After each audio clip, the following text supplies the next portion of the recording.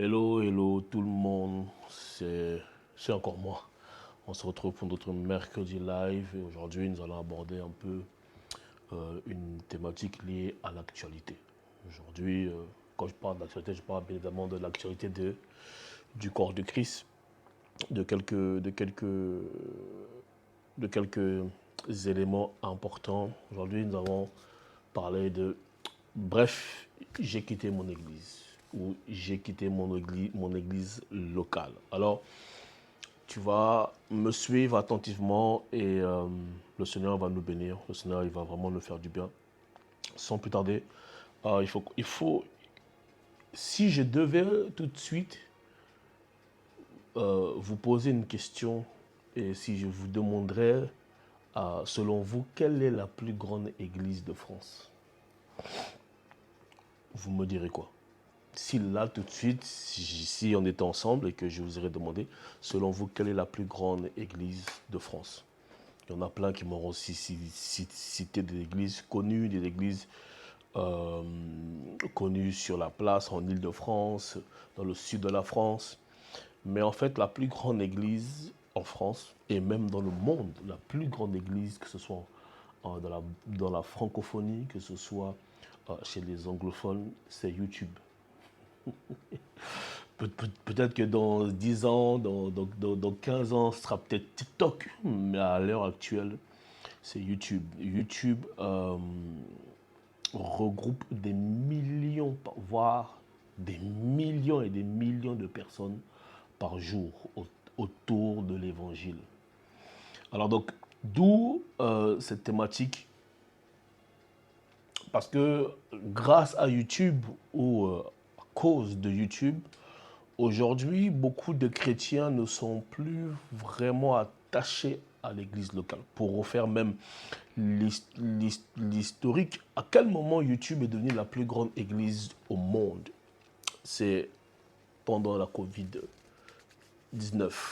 Tout le monde se souvient encore, hein, à faire les tests PCR, avoir les attestations de sortie. Et l'église s'est retrouvée dans une situation inédite pour beaucoup. Comment rester en contact avec les membres de l'église tout en étant confiné? C'est là que des plateformes telles que Facebook, telles que Instagram et surtout YouTube ont gagné des fidèles. Euh, mais aujourd'hui, j'ai quand même une vérité à dire, c'est que par YouTube et par toutes ces plateformes, aujourd'hui, les chrétiens ont un rapport par rapport à l'église locale qui est très étroit. Si je vais être vrai avec vous, aujourd'hui, les chrétiens ont,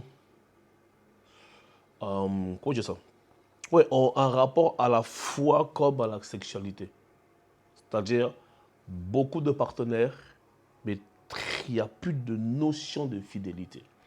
Par YouTube, je peux être à la fois membre de l'église CCR, membre de l'église Parole de Feu. Je peux aussi être à la fois membre de l'église la Galaxie éternelle. Je peux être, étant chez moi, avoir suivi 5 voire 6 églises.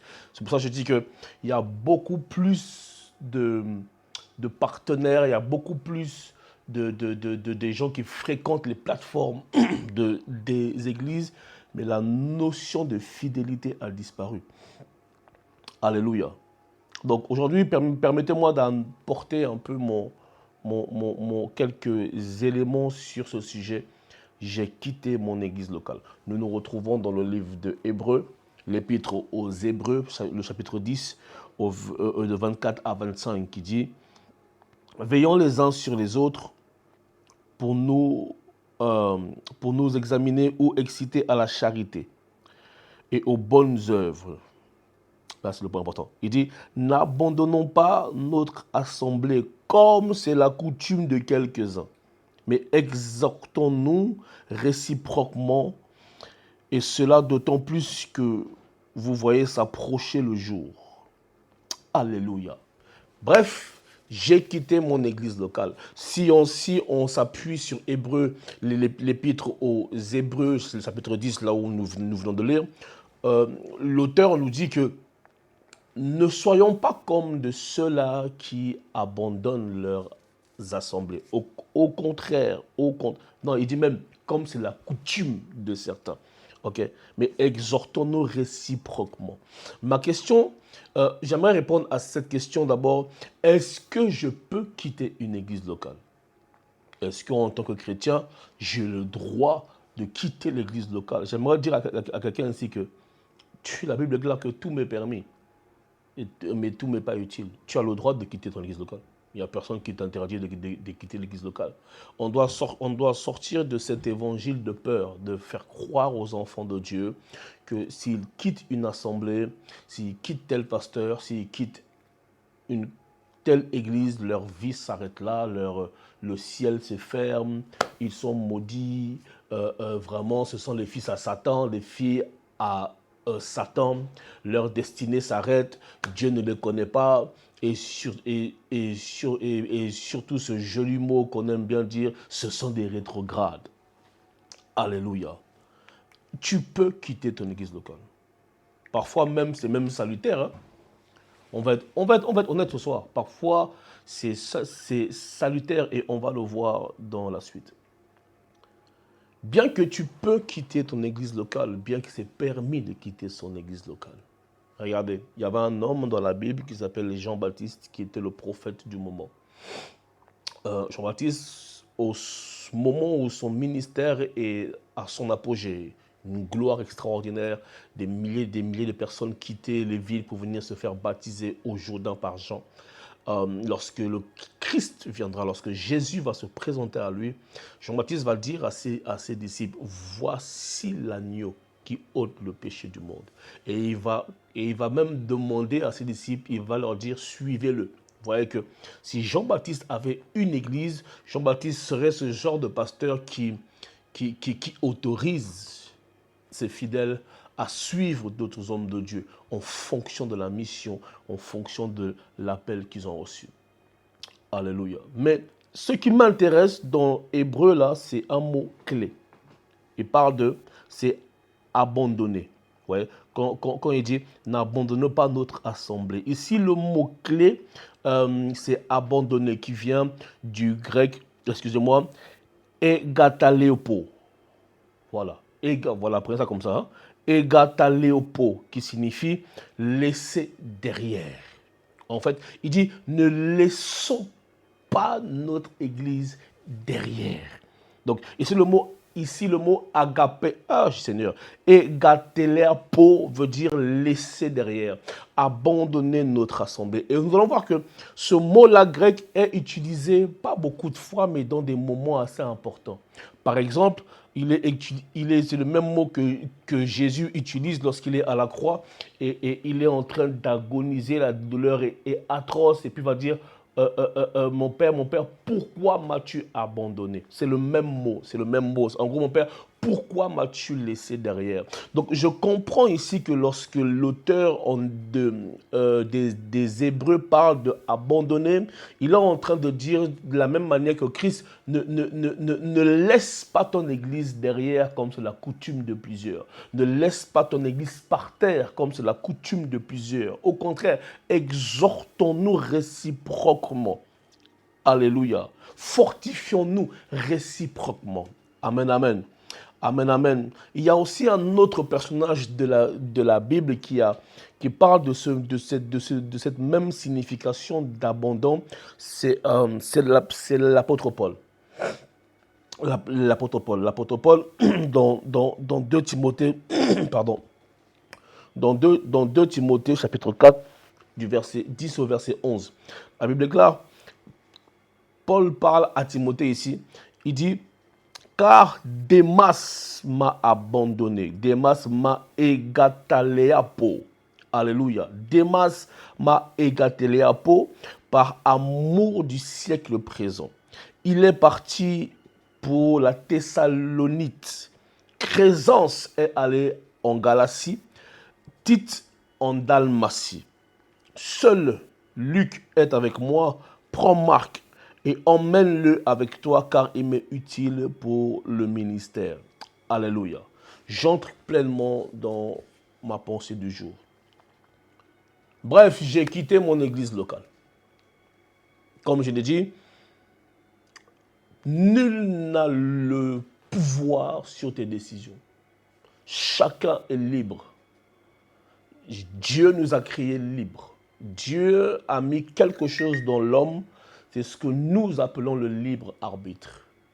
L'homme est maître de ses choix. La Bible déclare, j'ai mis devant toi la vie et la mort. Mais je te conseille de choisir la vie.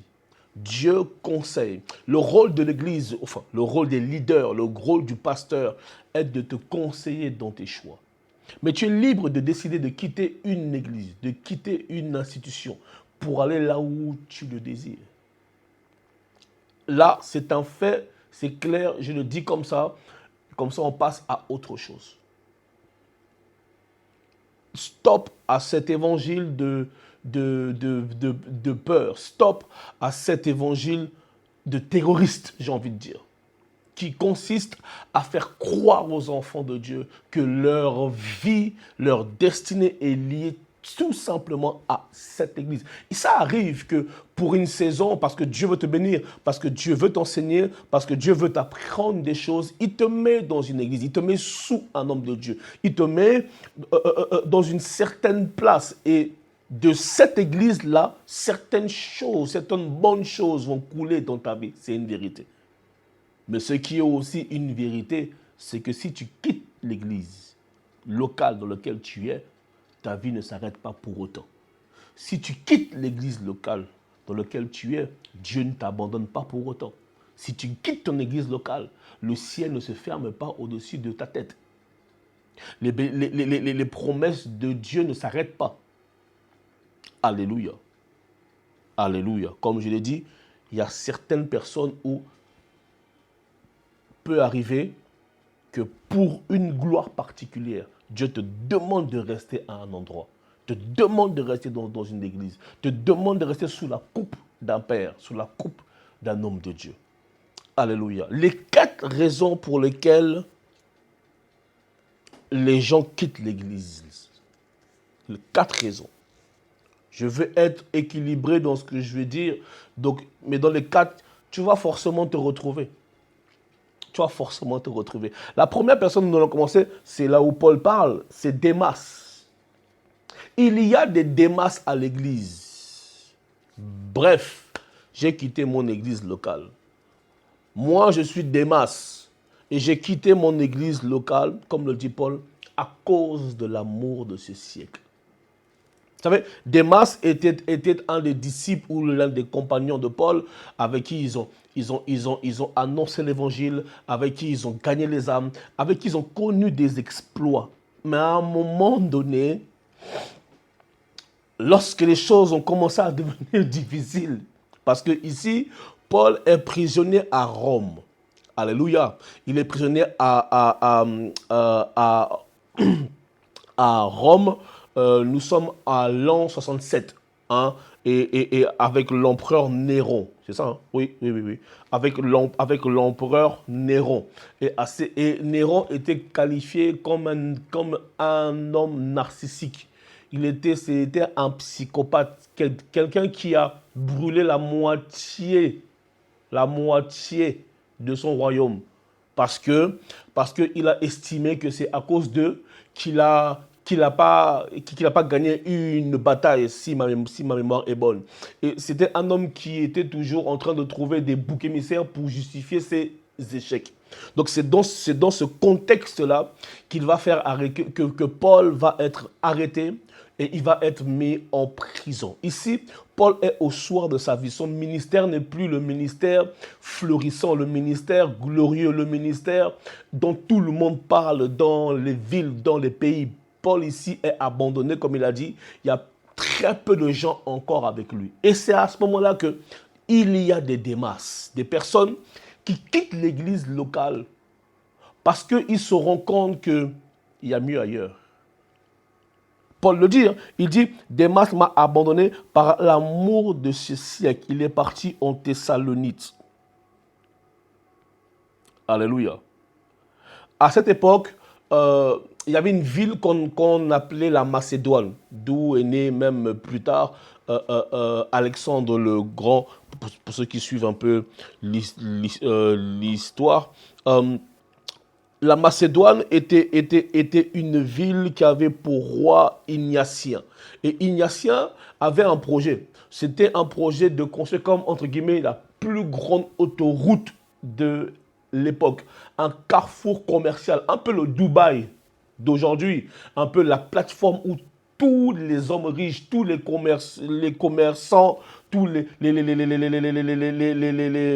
en tout cas, même la haute société, la jet set, les stars à l'époque se retrouvaient dans ce coin-là et puis l'argent coulait à flot. Alléluia. Et un jour, parce que Paul était passé par là pour l'évangile avec Démas et autres, Démas a été frappé par la beauté de la Thessalonique. Parce que je ne l'ai pas dit, Thessalonique est la capitale de Macédoine. Et il a été frappé par la beauté, il a été frappé par les infrastructures, il a été frappé par la grandeur de ces choses. Et malheureusement, il y a des gens qui quittent l'église locale, pas parce qu'il y a un souci, mais à cause de l'amour du monde. Il y a des personnes, il faut dire la vérité, il y a des enfants de Dieu qui... Ah, vas-y, l'église flemme, quoi. Franchement, l'église flemme. Les chantes, là, elles chantent même pas bien. Le pasteur, il est long. Oh, il est long. Il prêche 2 heures. Moi, j'ai pas que ça à faire. Le soir, je dois aller en soirée. Et puis, comme ça, l'amour du siècle est rentré dans son cœur. Au début, Démas était zélé. Au début, Démas était un homme qui était là à l'heure, un homme qui allait évangéliser, un homme qui... C'est même lui, c'est même toi, Démas, qui emmenait, qui évangélisait, qui emmenait les gens à l'église. Mais tu t'es fané à cause de l'amour de ce monde. J'ai quitté l'église locale, pas parce que j'ai un souci pour ça, mais parce que j'aime traîner avec mes amis. Parce que les ambiances. Il y en a parce qu'il est tombé amoureux. Hein. Ou elle est tombée amoureuse. Elle a trouvé son gadjo. Lui, il a trouvé sa go. Ils vont dans des après-midi, ils vont dans des fêtes, ils vont dans des soirées. Et puis après, je rentre à 6 h du matin. Quelle force je vais venir à l'église? Toi aussi, pasteur. Pasteur, toi aussi, t'abuses. J'étais à la soirée. C'est comme ça, on voit, il y a un Démas qui était modérateur. Maintenant, on l'a programmé le dimanche. Maintenant, Démas ne vient pas. Parce que la veille, il était à la Saint-Valentin. Alléluia. Alléluia. Donc, il y a des gens comme ça. Il y a des Démas filles. Hein? Elle était là, c'est elle qui devait même prêcher ou autre, mais elle n'est pas venue. Pourquoi? Pasteur, moi j'étais en famille avec... Et Paul dit, il m'a abandonné, pas parce qu'on avait un souci. Il m'a abandonné, pas parce que l'évangile que je prêche est faux. Il m'a abandonné, pas parce que Dieu l'a dit de partir, mais il m'a abandonné à cause de l'amour de ce siècle, à cause de la passion de ce siècle. Et c'est l'un des fléaux de l'Église aujourd'hui. Nous n'avons plus, tu vois, penser ces personnes-là qui sont converties et puis qui gardent la conversion, qui gardent l'amour de Dieu, qui gardent qui veillent sur leur relation, sur leur intimité avec le Seigneur. Nous avons des Démas, des personnes qui sont chrétiens, mais dont l'amour du monde grandit. Dont la passion de ce siècle est en train de prendre une place. Et puis, c'est eux-mêmes qui disent même des phrases de genre, mais vous êtes trop spirituel, vous abusez, vous êtes trop spirituel. On a l'église lundi, mardi, mercredi, on a tout le temps des cultes, tout le temps. Ils ne viennent pas à l'église, hein, mais ils trouvent que toi qui vas à l'église, là, tu vas trop à l'église. Amen, amen. Démas m'a abandonné par l'amour, à cause de l'amour de ce siècle. La Bible déclare que... de quoi? Ça va me revenir. Merci Saint-Esprit. Celui qui veut garder sa vie, il la perdra. Mais celui qui la perd, la retrouvera. Nous sommes des Démas aujourd'hui. Nous voulons tellement vivre. Nous voulons tellement vivre. Nous voulons tellement être dans l'actualité. Nous voulons vivre. Ah, mais vous abusez, vous les hommes de Dieu. Tous les jours, c'est les veillées. Tous les jours, c'est les retraites. Tous les jours, c'est la prière. Mais quand est-ce qu'on fait les brunchs? Quand est-ce que, hein, un peu. Ah, nous sommes aussi humains quand même. Nous sommes aussi des êtres humains. Il faut quand même vivre. Nous vivons sur la terre. Nous sommes sur la terre, mais nous ne sommes pas de ce monde. La Bible déclare, ils sont dans le monde, mais ils ne sont pas de ce monde. Ce n'est pas le monde qui doit t'influencer, mais c'est toi qui dois influencer le monde. Et des hommes comme ça, si tu es leader et que tu as des démarches dans ton groupe, ils vont t'abandonner un jour ou un autre. Pas parce que tu es mauvais, pas parce que c'est toi le problème, mais parce que, en vérité, leur cœur est pris pour le monde. La Bible déclare que là où se trouve quoi? Ton cœur, là où se trouve ton trésor. Ou là où se trouve son trésor, c'est là où se trouve ton cœur. Il y en a qui ne prennent plus plaisir à la prière. Les Démas ne prennent plus plaisir à la présence de Dieu. Les Démas ne prennent plus plaisir à servir le Seigneur. Les Démas ne prennent plus plaisir à être humbles même devant leur leader. Il y a des Démas au protocole qui sont là, mais qui ont mieux à faire que de venir se poser ici et puis faire rentrer les gens. Il y a des Démas parmi les chantres. Il y a des Démas même parmi les pasteurs. Il y en a beaucoup comme ça. Plein. Comme on dit au Gabon, comme ça. Alléluia. Imaginez un peu Paul, il se retrouve maintenant, Démas est parti. J'imagine un peu la douleur de Paul parce que, tu vois, c'est pas il est parti parce que Dieu l'a appelé, mais il est parti parce que le monde.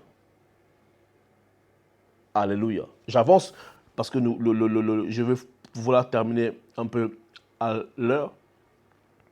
Vous voyez, comme je dis, il est parti en Thessalonique pour la fête. Pour la fête. Et quelques commentateurs de la Bible disent aussi qu'il est parti pour la fête, mais aussi pour l'amour de l'argent. Comme je dis, cet endroit-là, l'argent coulait à flot, les opportunités coulaient à flot. Et il faut le dire, l'apôtre Paul, bien qu'il a connu la gloire, à ce moment-là, Paul n'a plus un sou. Il n'a plus rien. La preuve, c'est que si vous lisez plus tard dans 2 Timothée 4, verset 14 ou 15, il dit à Timothée, lorsque tu viens, ramène-moi le manteau que j'avais laissé là-bas. Ramène-moi le manteau. Car en fait, Paul était dans une cellule où il faisait froid. Il avait froid, mais il n'avait même pas de quoi. C'est-à-dire qu'il n'avait même pas de manteau. Il savait que là, Paul savait qu'il était à la fin. Non seulement la fin de son ministère, quoique son ministère va se poursuivre avec Timothée, Tite, mais la fin de sa vie, il le savait. Et à ce moment-là, on a besoin de nos collaborateurs en tant que leader. On a besoin que les gens soient là avec nous. Et c'est à ce moment-là que Démas trouve que là, maintenant, le vieux là, il est parti. Moi, l'affaire de ministère là, c'est pas pour moi. Je vais aller chercher l'argent. Hein, on aime ça là. Que chacun cherche sa vie. Amen, amen. Amen, amen. Alors, c'est les Démas. Bref, j'ai quitté mon église locale pour l'amour de ce monde. Et je sais que parmi vous, là, il y en a un ou une qui se retrouve entre venir à l'église dimanche et puis le même jour, on t'a invité dans la fête là, et puis comme par hasard, dans cette fête-là, il y a Brandon. Dans cette fête-là, il y a Rebecca. Ah!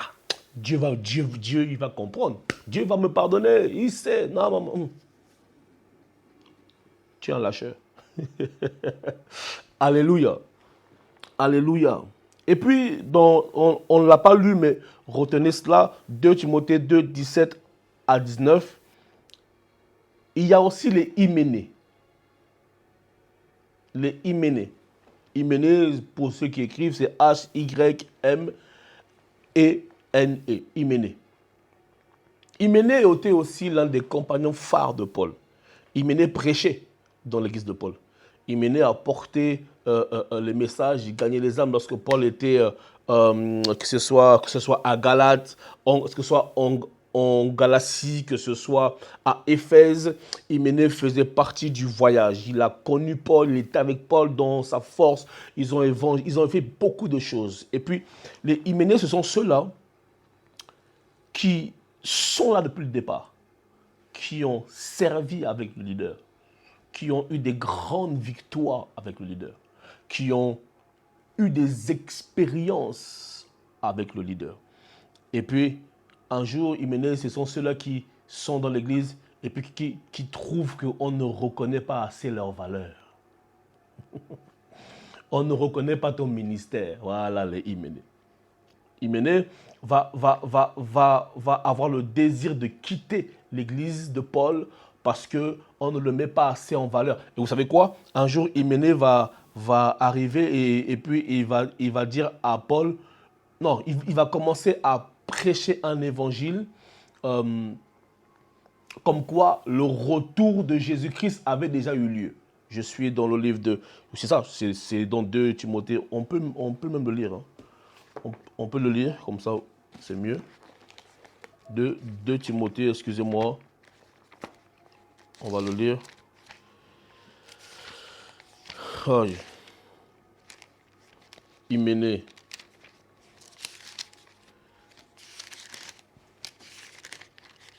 Deux Timothée, comment j'ai dit 2 Timothée 2. 2 Timothée, là je suis dans 1 Timothée.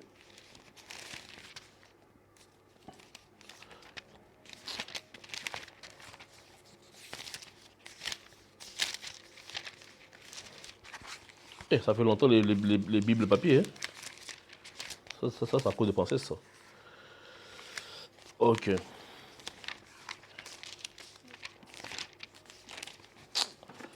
Longtemps les Bibles papier comme ça, Seigneur Jésus.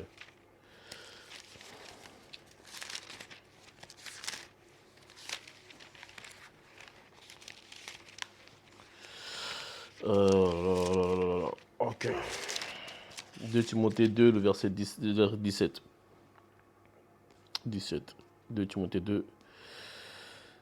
De ce nombre sont Hyménée et Philée, qui se sont détournés de la vérité, disant que la résurrection est déjà arrivée et qui renversent la foi de quelques-uns. Alléluia. Vous voyez, il est en train d'annoncer un évangile que Paul n'a jamais prêché. Les Hyménées, ce sont ceux-là qui quittent l'église parce qu'ils estiment qu'on ne met pas assez, ils ne sont pas assez mis en valeur. On ne les considère pas. Moi, Dieu m'a donné une nouvelle révélation et puis le pasteur ne donne pas poids à ma révélation. Les Hyménées, ce sont ceux-là qui quittent l'église par orgueil. Donc, bref, j'ai quitté mon église locale par orgueil. Et ils sont pleins comme ça dans les églises. Et c'est majoritairement des jeunes. C'est majoritairement les collaborateurs du pasteur. C'est majoritairement ceux-là à ceux-là qui sont toujours autour, hein, ceux-là qui prêchent un peu. C'est souvent les leaders de département, souvent les leaders des ouvriers. Quand on leur donne une petite gloire, ils sont un peu élevés, les gens les respectent un peu.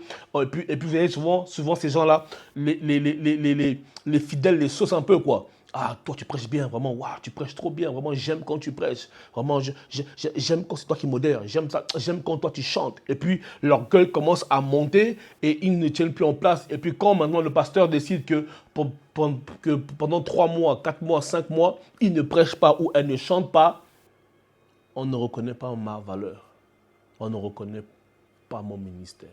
Et ils quittent l'église par rébellion, par désir d'exister. Okay? Ils quittent l'église parce qu'ils veulent prouver. Hein? Puis vient voir le pasteur, ouais, pasteur, moi, le Seigneur m'a parlé, je dois commencer ma propre église. Église internationale, le crocodile. église, église internationale. Et puis, eux, là, c'est toujours des églises internationales. Hein. Le ministère international des rachetés. C'est jamais un truc simple. C'est toujours des grands noms. Et puis, comme il dit, et ils en mènent plusieurs. Il n'y a personne pour venir vérifier leur doctrine. Personne pour les recadrer, personne pour leur montrer la voie. Les Hyménées n'aiment pas qu'il y ait quelqu'un au-dessus d'eux. Il a été trop longtemps numéro 2. C'est le moment pour lui d'être numéro 1. Il doit être à la tête de l'Église. Il doit être à la tête du ministère. Les Hyménées, ce sont ceux-là aussi.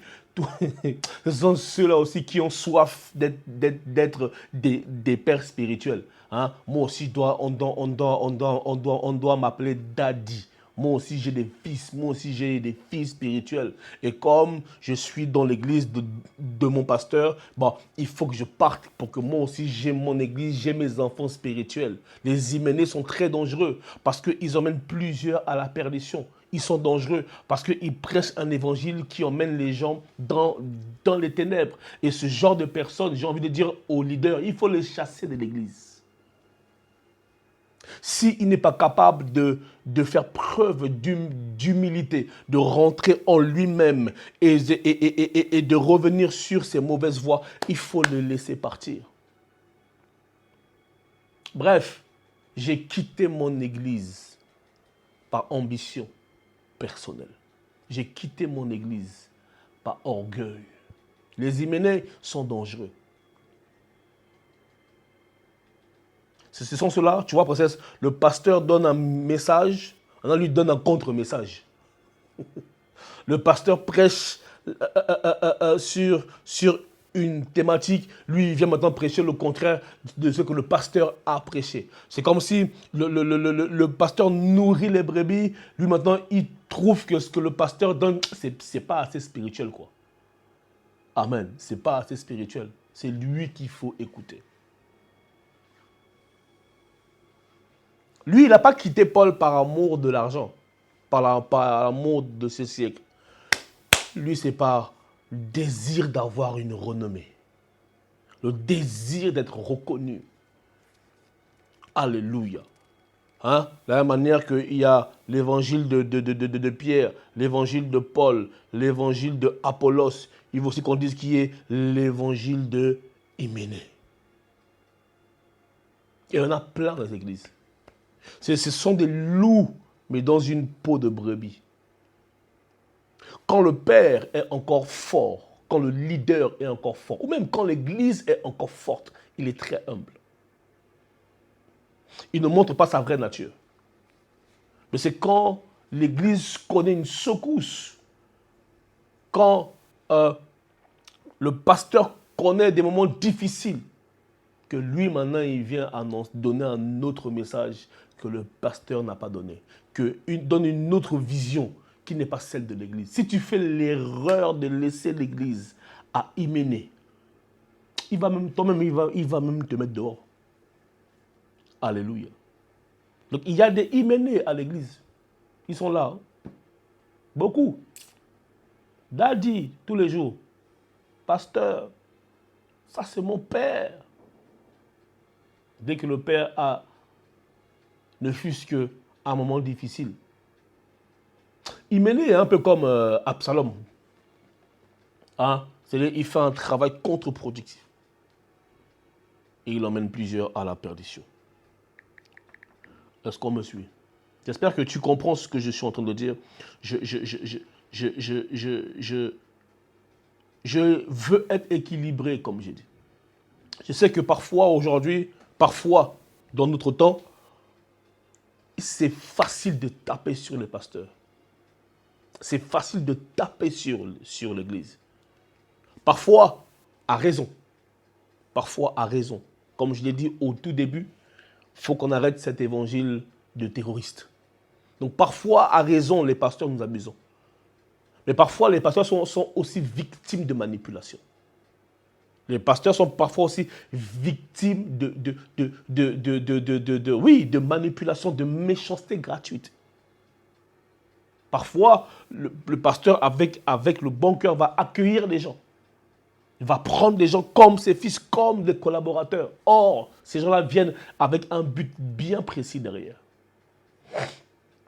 Donc, lorsque vous asseyez et que vous voulez parler sur l'Église ou juger, soyez aussi équilibrés dans vos jugements.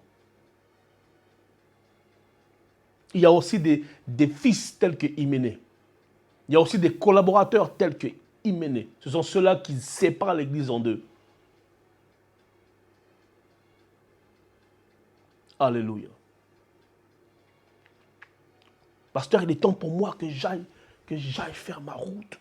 J'ai trop été ici. Dieu m'appelle ailleurs. Et puis il ne part jamais seul. Pasteur, lui là, princesse, il ne part jamais seul. On dit bien, il y a Hyménée et Philée. Tu es toujours un duo. Parce qu'il y a toujours quelqu'un qui va leur dire, non, tu as raison. Ce qui est pire, c'est que Paul va dire, je les ai livrés à Satan. Vous voyez un peu jusqu'où ça peut aller? Les Hyménées là, il ne faut pas prier pour eux. Eux, il faut les livrer à Satan. Paul dit, pour qu'ils comprennent. Vous voyez? Parce que la seule chose pour que ces gens-là reviennent à l'humilité, il faut les laisser, les livrer à Satan et qu'ils se cassent la figure. Alléluia. Alléluia. Vous voyez? Il faut.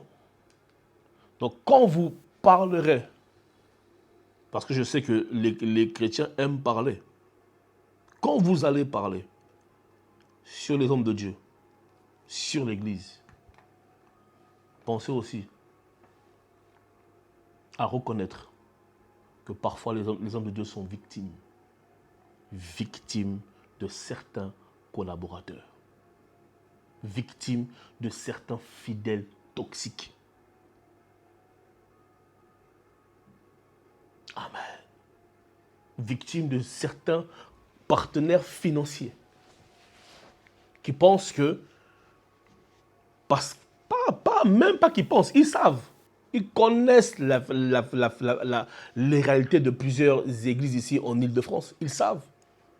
Ils savent, ils connaissent. Ils se disent, je ne vais pas donner. Comme ça, ils sont même prêts à ce que l'église se ferme. Parce que lui peut donner une leçon au pasteur. Ça existe. Mais ça, bizarrement, on n'en parle pas. Bizarrement, je sais que ce sont des sujets qui ne faut pas vendre. Ça ne prend pas sur les TikTok. Vous imaginez le nombre de pasteurs qui se suicident. Aux États-Unis, en Australie, il y en a plein. À cause des Hyménées. À cause des mauvais collaborateurs. Des hommes de Dieu qui sont en dépression, des prophètes en dépression, des pasteurs en dépression. Il vient le dimanche, il n'est même pas sûr qu'il va trouver les fidèles. Parce que quelqu'un s'est levé et a détourné la moitié de l'église et puis il est parti avec. Pourquoi? Parce qu'on ne reconnaît pas ma valeur ici. Parce que on ne me fait pas assez prêcher ici. Quand je chante, personne ne dit Amen. Oh, quand c'était tel prophète-là qui est venu, il a prêché, il y a eu 15 Amen. Quand c'est moi, il y a seulement eu 2 Amen. Et puis les 2 Amen là, c'était mon père et ma femme. Et il se lève, il prend la moitié de l'église, il part avec les ouvriers, il part avec les chantres. Le pasteur doit recommencer à zéro. Non, l'église, il faut être équilibré. Il faut aussi reconnaître ça. Alléluia. Bref, j'ai quitté mon église locale par orgueil. Ça, ce sont les Hyménées. Mais il y en a d'autres aussi. Comme je l'ai dit, moi, mon message de ce soir, il est très équilibré. Je tape là-bas, j'équilibre. Je tape les fidèles, hommes de Dieu, je tape aussi, comme ça. Tout le monde se retrouve. Parce que personne n'est parfait. Nous avons des torts. Comme aussi certains membres de l'Église ont aussi des torts. Amen. Ah. Paul, il y a aussi les créissances et les titres. Paul dit, il dit quoi? Il dit, car Démas m'a abandonné par amour du siècle. Démas. Il est parti pour la Thessalonite. On a dit que c'était un coin où il y avait l'opulence, où il y avait l'argent, où il y avait les grands de ce monde. En gros, il est parti pour l'amour de ce monde. Et il dit, et on a vu dans 2 Timothée 2, 17 à 19, le cas des Hyménée. Et maintenant, on revient dans 2 Timothée 4, 10 à 11. Il dit, Crescence, oui, est allé en Galatie et Tite en Dalmatie. Quand on dit Dalmatie, c'est la Croatie aujourd'hui. Ok. Donc, ici, dans d'autres versions, on dit, j'ai envoyé Crescence en Galatie et Tite en Dalmatie. Écoutez-moi. Et là, je veux parler aux leaders, aux pasteurs que nous sommes. Alléluia. Voilà. J'ai quitté mon église locale, pas par amour du monde. J'ai quitté mon église locale, pas par rébellion, ou par orgueil, ou par désir d'avoir un nom. J'ai quitté mon église locale parce qu'il était temps que je quitte mon église locale.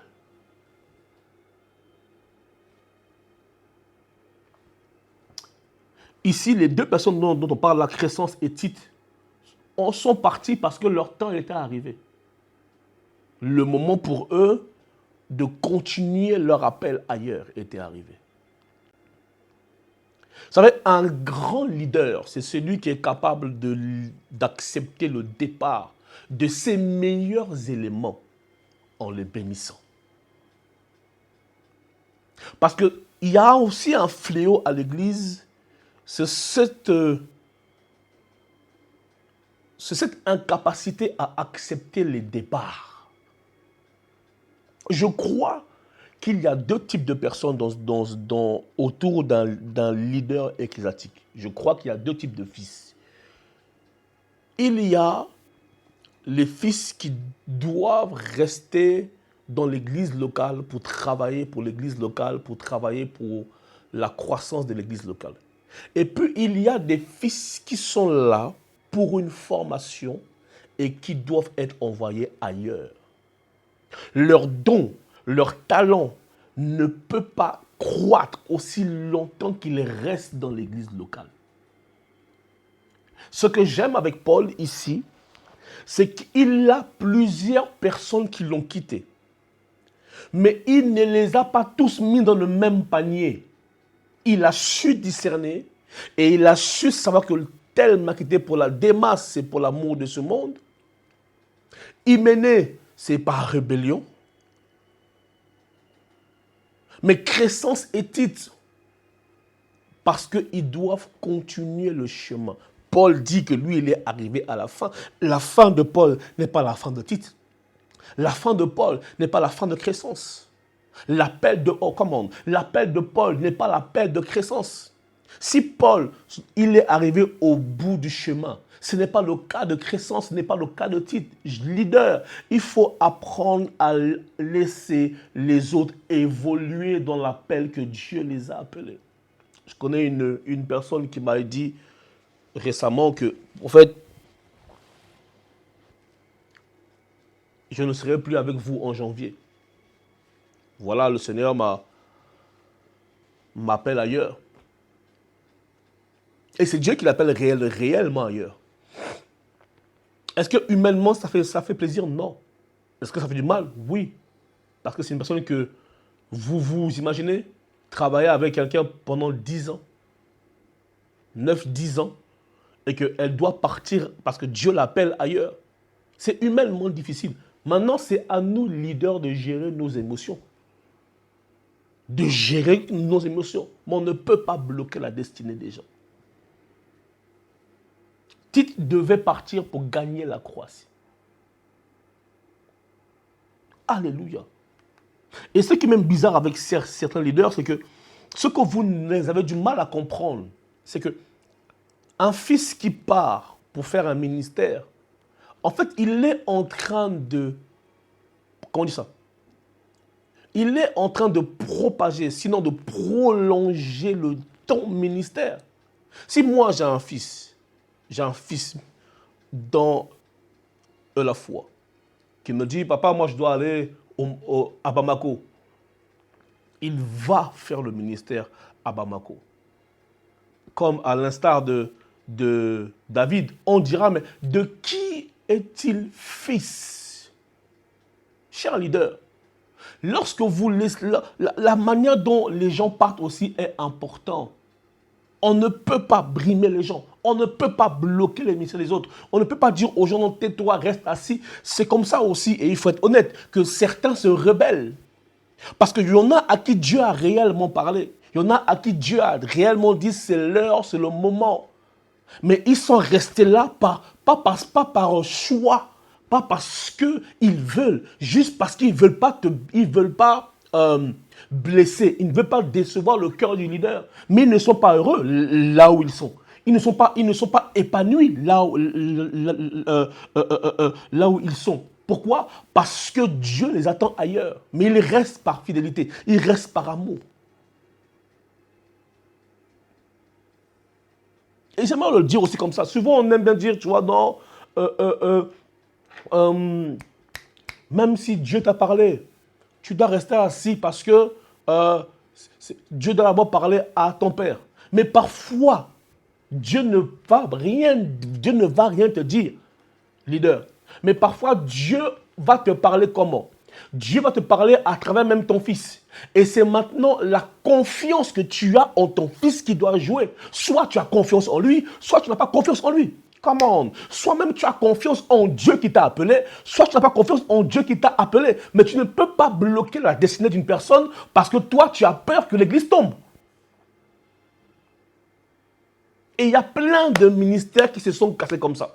Parce que le leader n'a pas laissé partir les fils ou les filles qui devaient partir. Parce que Tite est parti à cause de la mission, à cause du ministère. D'ailleurs, Tite est l'un des plus tard, après Paul, Tite deviendra l'un des étendards de l'évangile avec les Timothée. N'a-t-il pas écrit un livre? Il y a le livre de Tite. Donc, imaginez maintenant si Paul l'aurait bloqué.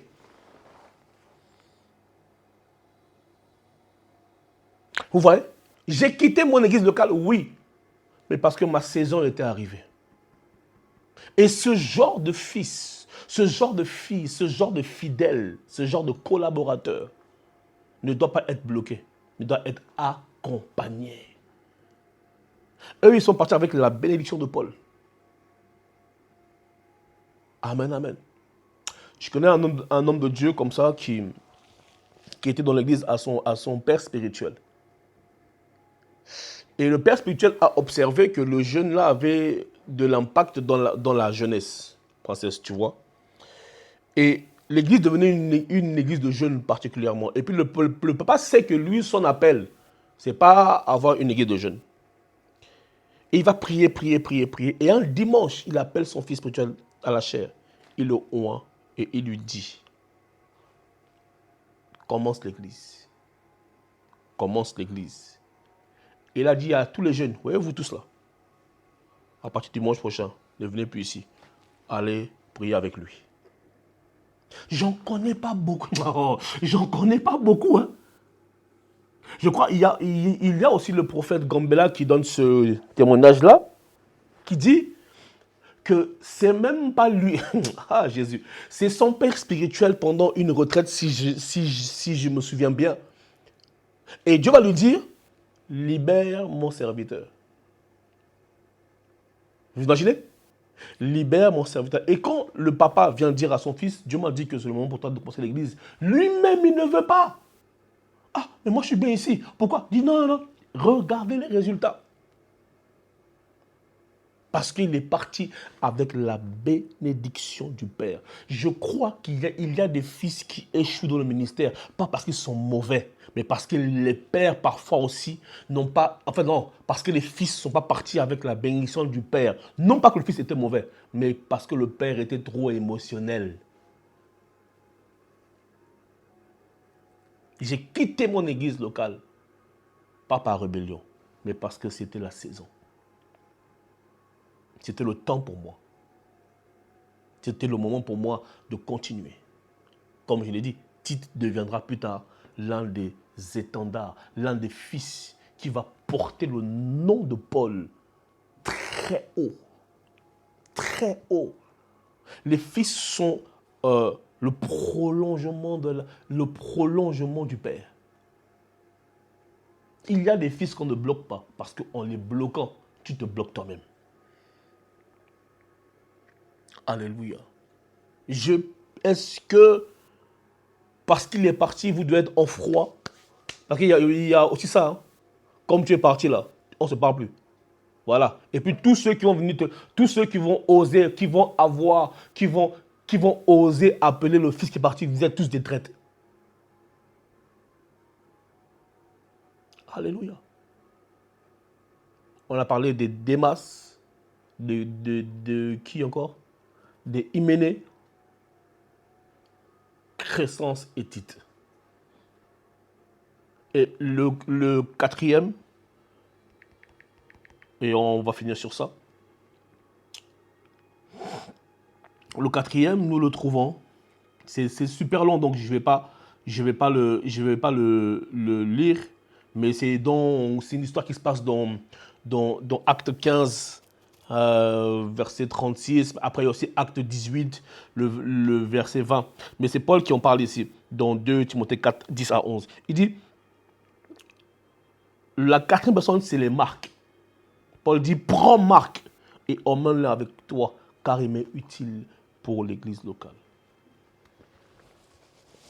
Et en vérité, 80% des gens qui quittent les églises sont des Marc. Qui est Marc? Marc est l'un des premiers compagnons de Paul, lorsque Paul était encore avec Barnabas.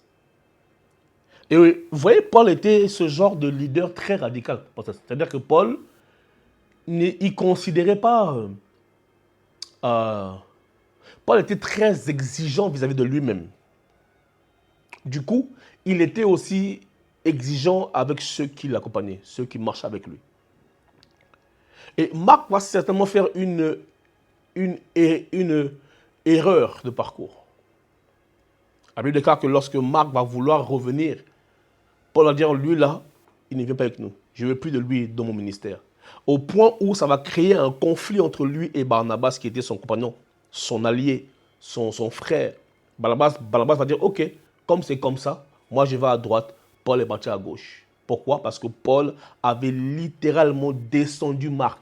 Paul était le genre de leader qui, si tu veux le voir, tu lui dis oui, j'ai pas pu être là parce que j'étais malade. Il va te dire, mais la maladie c'est quoi? Moi là, j'ai été flagellé, on m'a persécuté, mais j'ai tenu ferme, j'ai prêché l'évangile, il n'y a rien qui peut t'empêcher. En fait, Paul était un homme très radical qui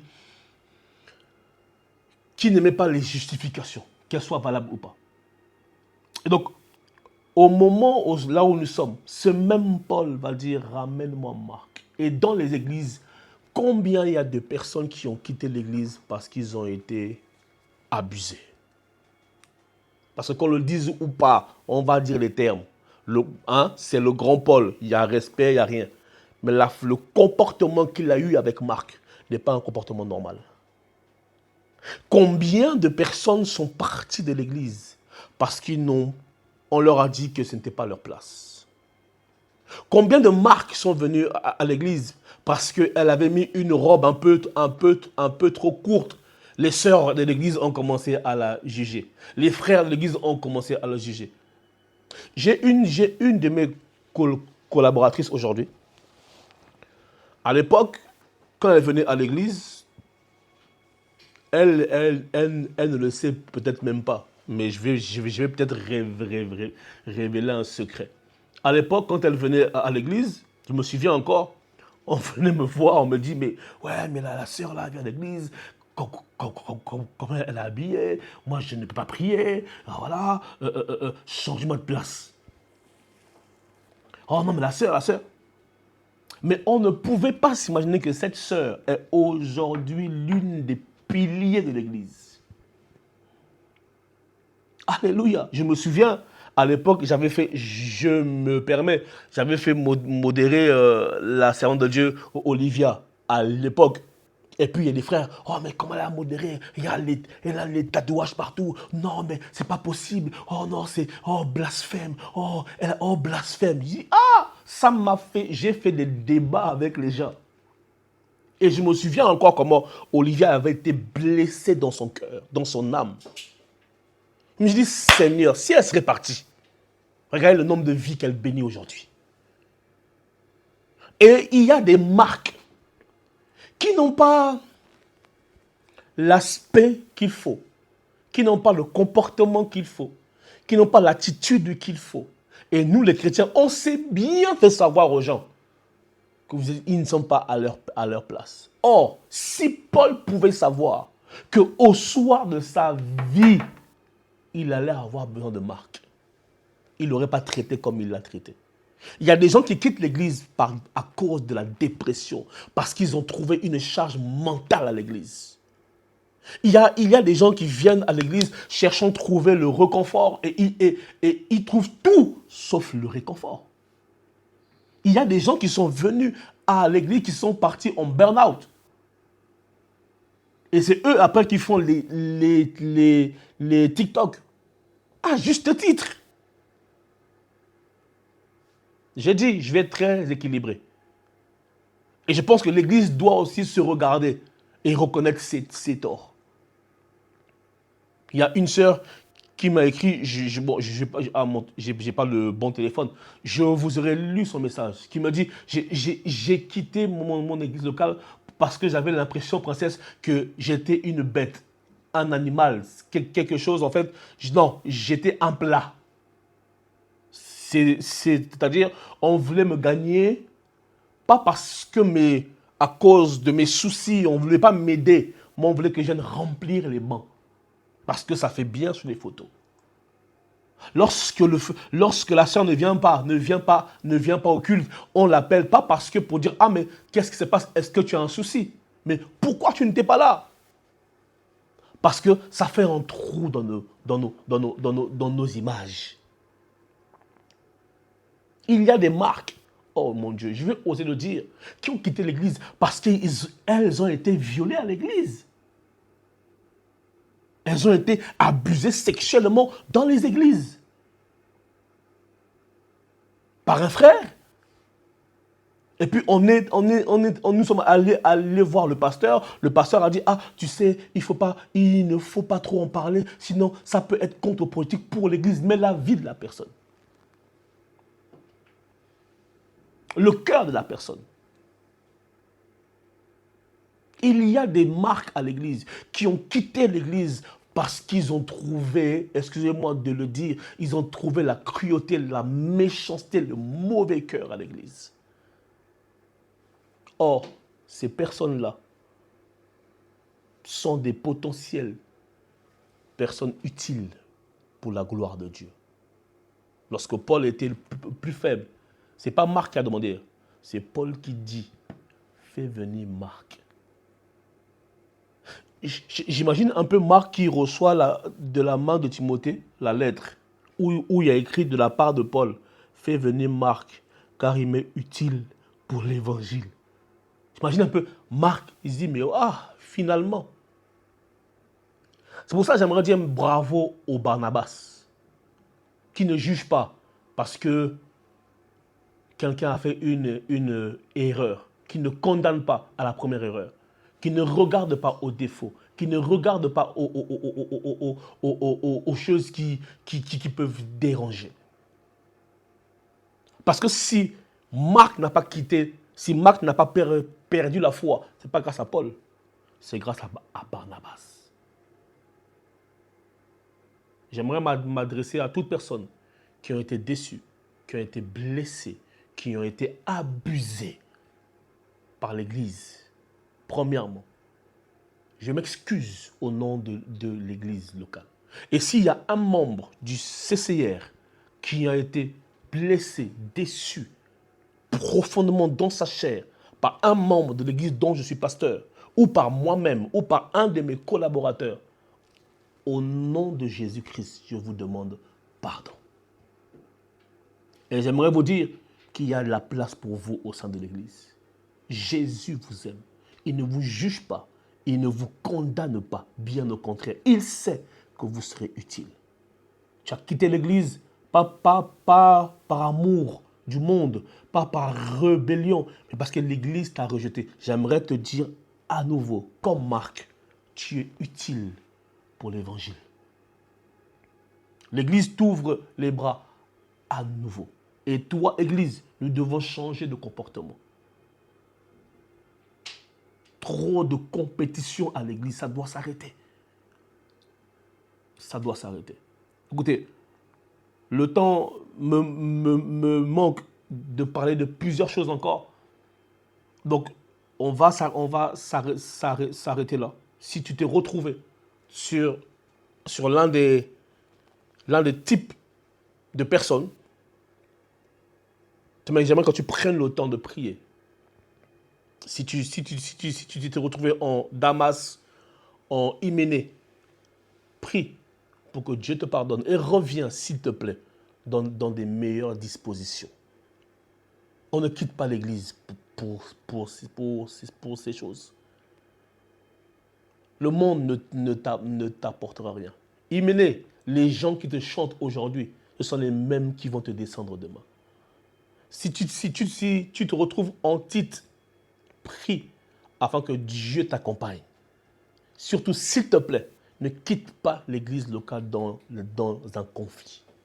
Pars bien avec la bénédiction de ton leader. Et enfin, si tu es comme Marc,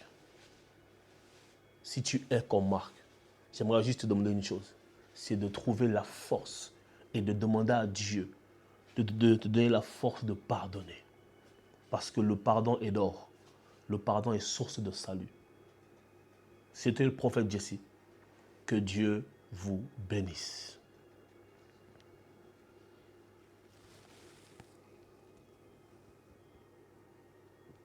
C'est bon?